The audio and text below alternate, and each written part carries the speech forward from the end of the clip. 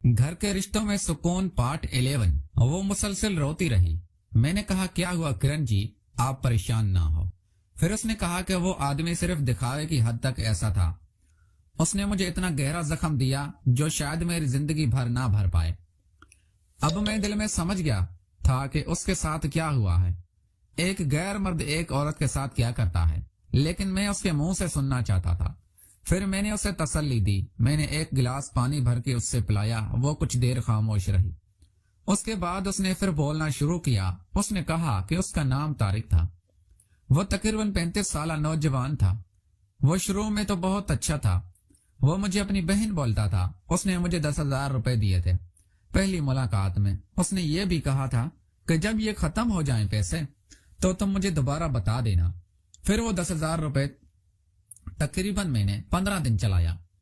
उसके बाद मैंने उसको फोन करके कहा कि मेरे पास पैसे नहीं हैं। अगर तुम्हारे पास पैसे हों तो मुझे दे दो, मुझे बच्चों का दूध लेना है। उसने कहा अच्छा तुम टेंशन ना लो, आज रात में आऊंगा। नीचे कोई फैक्ट्री थी, सारा दिन लोग आते जाते रहते थे और ऊपर कोई भी नहीं आता था। ऊपर मैं ही रहती थी, शायद वो फैक्ट्री भी उसी की थी।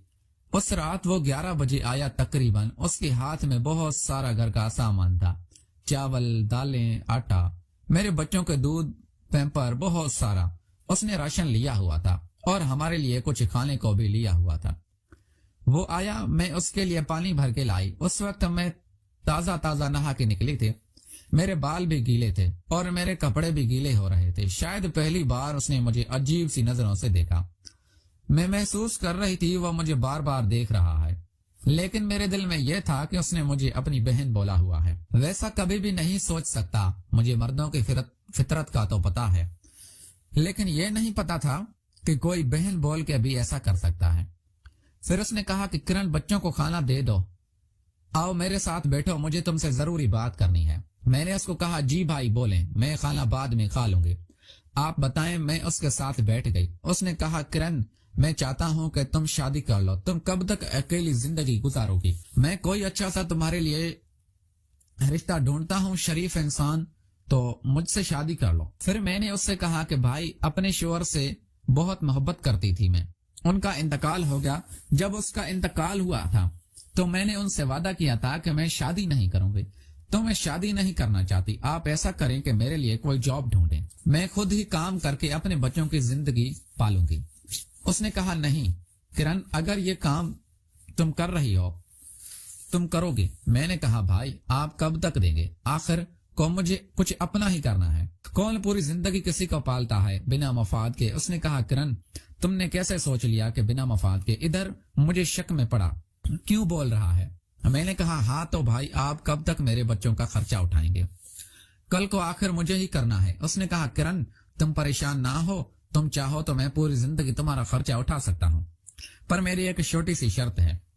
मैं उस इंसान को फरिश्ता समझती थी। मैंने उससे कहा भाई जी जी हुक्म करें, मेरी जान कुर्बान आप पे, ये बोलें। उसने कहा जान नहीं चाहिए, कुछ और चाहिए। मैंने कहा भाई आप खुल के बोलें, आप मुझसे शर्माई नहीं, मैं आपकी बहन जैसी हूँ। उसने कहा इसीलिए तो घबरा रहा हूँ कि तुम मेरी बहनों जैसी हो, अगर ना होती तो मैं कब का बोल देता। किरण तुम खुद ही समझ जाओ ना मैं क्या बात कहना चाहता हूँ।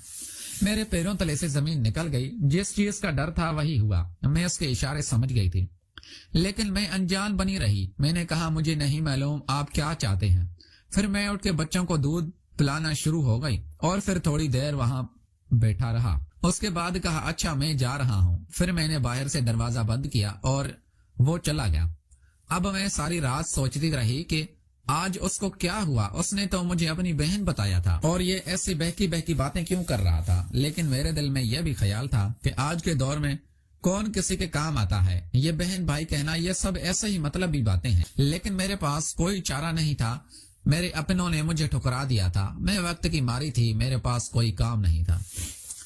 मेरे साथ 2 बच्चे थे। शायद मैं अकेली होती तो मैं कब का खुदकुशी कर लेती, लेकिन मैं जब बच्चों को देखती तो ये हिम्मत नहीं कर पाती। उस रात मैंने अल्लाह से दुआ की कि अल्लाह तुम हमारी मदद करना। फिर मैं सो गई। अगले दिन उठी तो उसका दोबारा फोन आया हुआ था। उसने कहा आज रात में फिर आऊंगा, सोना नहीं। फिर मैंने उससे कहा भाई आज रात आप ना आना, मैं अपने भाई के घर जा रही हूँ, रात हो सकता है कि मैं वहीं रहूं। تو میں کل تک یا پرسوں تک آ جاؤں گی تو میں آپ کو فون کر کے بتاؤں گی۔ پھر وہ سامنے سے غصہ کرنا شروع ہو گیا۔ اس نے کہا تمہاری ہمت کیسی ہوئی مجھے منع کرنے کی؟ میرے گھر میں رہتی ہو، میرا کھاتی ہو اور مجھے انکار کرتی ہو۔ میں تمہیں آتا ہوں آج رات بتاتا ہوں۔ اس کا لہجہ ایک دم چینج ہو گیا تھا۔ اب میں ڈر رہی تھی کہ اس کو کیا ہوا۔ مجھے جانا تو کہیں نہیں تھا کیونکہ میں بھائی کا گھر بھی چھوڑ آئی تھی اور وہ ویسے بھی گاؤں میں تھا، تو یہاں لاہور میں میرا کوئی بھی نہیں تھا۔ پھر میں ڈر کے مارے رات وہیں گزاری۔ میں نے چاہا کہ میں یہاں سے شفٹ ہو جاؤں لیکن میرے پاس کوئی آپشن نہیں تھا۔ پھر اس رات 12 بجے وہ دوبارہ میرے دروازے پہ دستک ہوئی۔ میں نے دروازہ کھولا تو وہی کھڑے تھے۔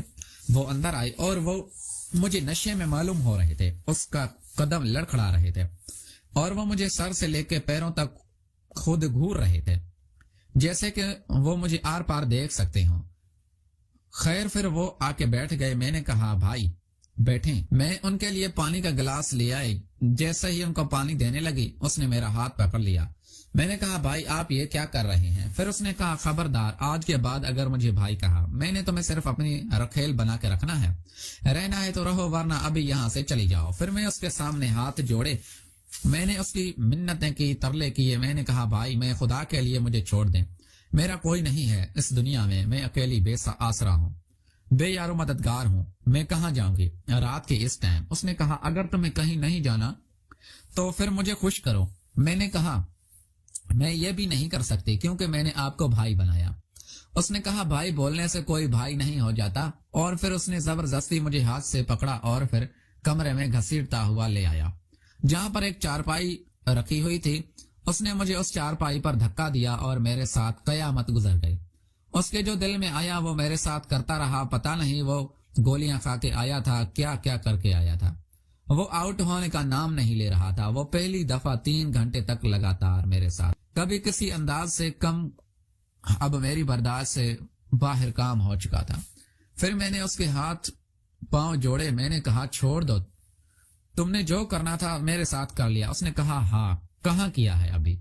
ابھی تو شروع ہوا ہے، ابھی تم چپ چاپ رہو۔ پھر اس نے مجھے بالوں سے پکڑ کر کبھی کیسے تو کبھی کیسے 3 گھنٹے بعد بہت اذیت دینے کے بعد وہ آؤٹ ہوا اور اس نے کہا کہاں جا رہی ہو؟ میں نے کہا بس تو ہو گیا تمہارا کام۔ اس نے کہا نہیں، میں آج پوری رات تمہاری لوں گا، بہت عرصے کا پیاسا ہوں، اور اس دن جس دن تم نہا کے نکلی تھی اس دن سے تم پہ آنکھ رکھی، شاید اس سے میرا مقصد قصور تھا۔ اللہ نے مجھے اتنا حسن دیا تھا، کوئی بھی مرد مجھے دیکھتا تو اس کا ایمان خراب ہونے لگتا، اور پھر 20 منٹ بعد وہ دوبارہ شروع